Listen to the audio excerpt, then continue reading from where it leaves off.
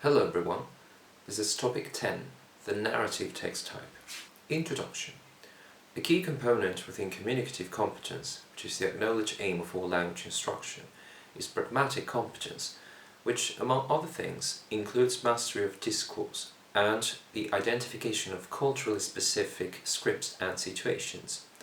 It should not be forgotten that the text is central to any act of linguistic communication. All linguistic output constitutes a text. A text may be defined as any passage, spoken or written, of whatever length, which forms a unified whole. It's also a semantic unit, a unit of language in use. One of the main characteristics of a text is to have texture, which is mainly achieved through cohesion and which may be defined as the semantic integration among its parts. Along with cohesion, another text-centered notion is coherence, which concerns the way in which the concepts and relations underlying the surface text are mutually accessible and relevant. Rhetorical modes, also known as modes of discourse, describe the variety, conventions and purposes of the major kinds of writing. We may distinguish between 6 main text types, and here they are.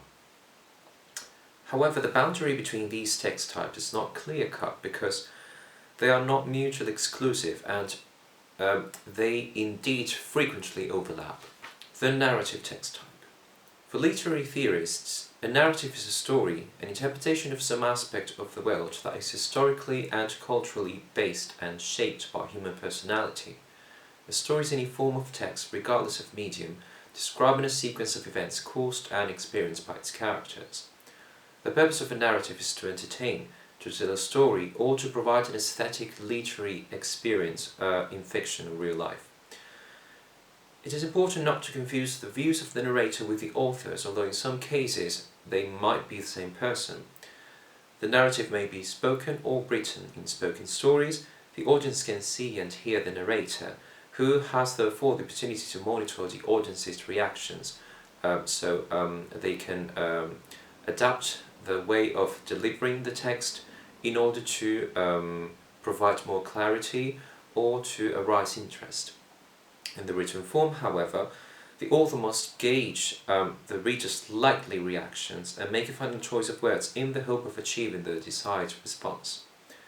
Regarding the content, we may distinguish between personal experience narrative and fictional narrative.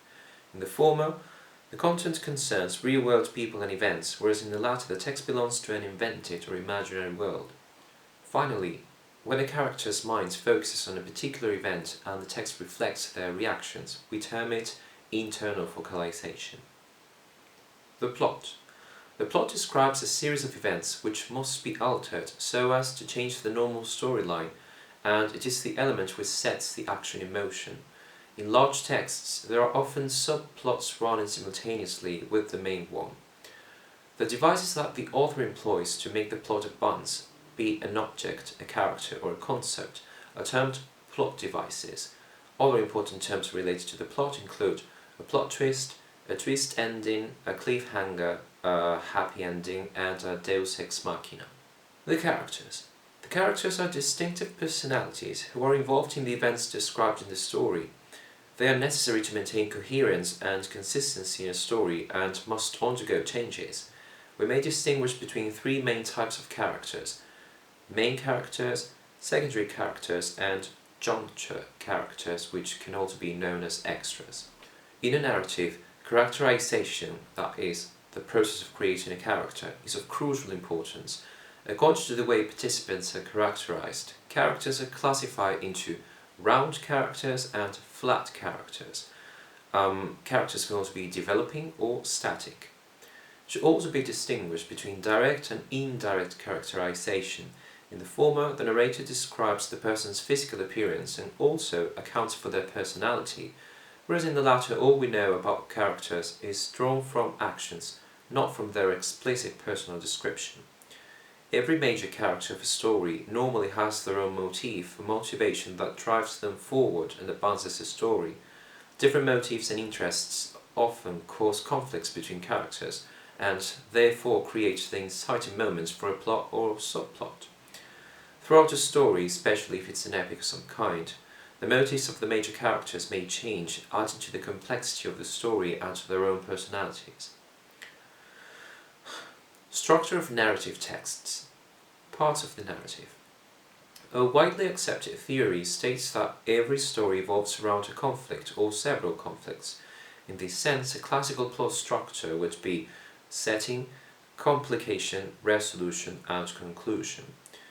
Forms of narrative and narrative techniques. The single work, by far the most common form, consists of a story told in one piece without division, for example a novel or a short story. Then we have the serial, which consists of a potentially unlimited number of works. This form is rather uncommon in literature, but very common in television and comics. There's also metafiction, which is a kind of fiction which self-consciously addresses the devices of fiction, often employing meta-references. Let's say that metafiction does not let the reader forget that they're reading a fictional work.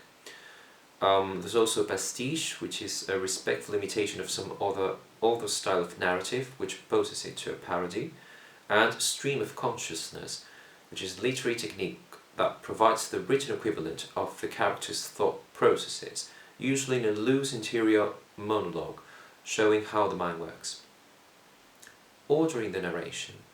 The most common and easiest movement in speaking and writing is undoubtedly chronological. However, chronological order of events may not constitute the most effective way of presenting an action to the reader. So when a narrative text does not follow chronological order, we speak about anachronies. The author can opt for the use of flashbacks and flash-forwards. The former, also known as analepsis, takes the narrative to an earlier point in the story to recount events that happened before. The latter, also known as prolepsis, reveals events that will occur in the future. The narrative point of view. The same story may be seen from the perspective of different narrating voices and endowed with different ideological colorings. It is in these areas that point of view is located. Some critics have distinguished three different dimensions concerning the analysis of the point of view. The spatial dimension. A painting is composed structurally so that the viewer seems to see some objects close up and some in the distance.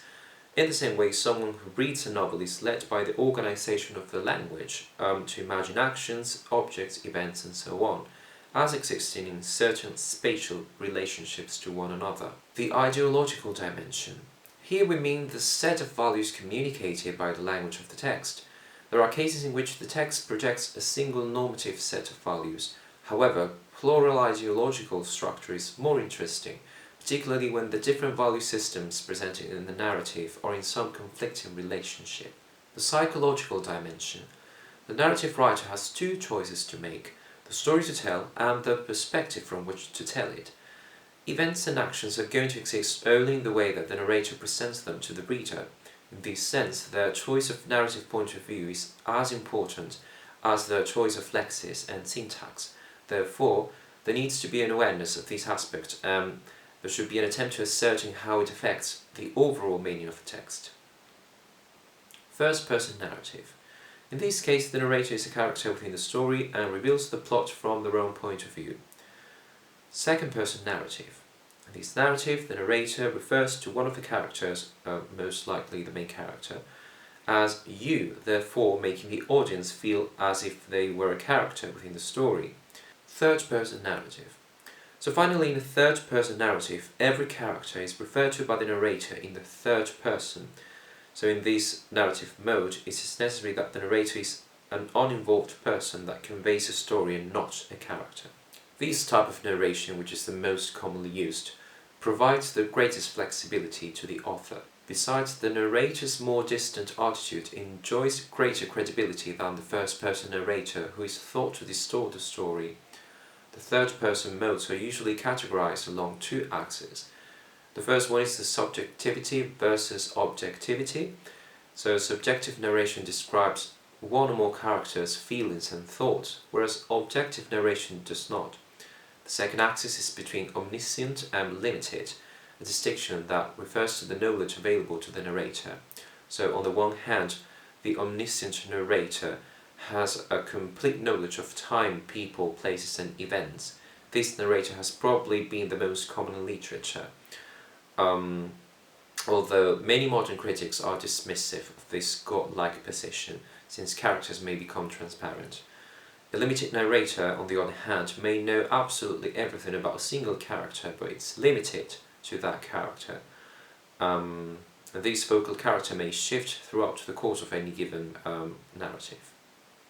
Some other narrators include unreliable narrator, multiple point of view, epistolary point of view, bouncing point of view, author surrogate. In conclusion, students need to be presented and encouraged to produce different types of text. By exploring natural language used in authentic environments, learners gain a greater appreciation and understanding of the discourse patterns associated with a given event, as well as the social-linguistic factors that contribute to linguistic variation across settings and contexts. In the concrete case of the narrative text type, students will become acquainted with ways of presenting information in an orderly fashion, mainly through the use of spatial and temporal references. Strong emphasis should also be made on cohesion and coherence, especially regarding the use of verb forms and time sequences. Teachers may use narratives in various ways. On the one hand, narrative stories represent an invaluable source of input for all levels. Students will improve both their reading and vocabulary knowledge through continuous exposure to narrations. On the other hand, narrative texts will fulfill students' curiosity for stories and for being entertained. This will help them internalize language and vocabulary and eventually will have a cumulative effect on them. At the same time, a good story may increase motivation, self-esteem and self-awareness. In short, students need to be able to distinguish the different genres, know what the purpose in reading or writing them is, and therefore know what to select. This will allow them to have some knowledge of what to expect when they read, or what they should be aiming at when they write.